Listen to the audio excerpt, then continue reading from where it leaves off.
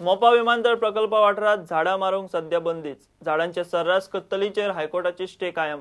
NGT मुखार घेतिल्ले भूमिकेचेर गोंय सरकारान यू टर्न मारलो। मोपा आंतरराष्ट्रीय विमानतळ प्रकल्पाक झाडां राखण कायदो वा रानां सांबाळ कायदो लागना म्हूण सरकारान हायकोर्टा मुखार भूमिका घेतली।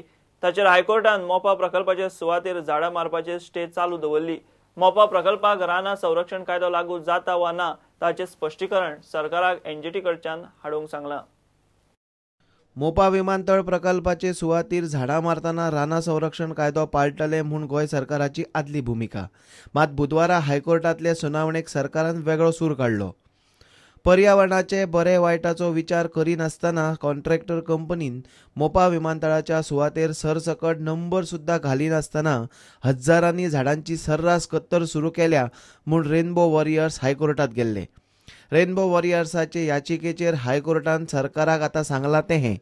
सरकारान एनजीटी कडेन वचून मोपा प्रकल्पाक रानां संरक्षण कायदो लागू जाता वा ना ताचें स्पश्टीकरण हाडचें। तो मेरेन मोपा प्रकल्प वाठारांत झाडां मारपाचेर स्थगिती। प्रुडंटा खातीर सिनियर रिपोर्टर मुकेश कुमार। घेऊया एक कमर्शियल ब्रेक।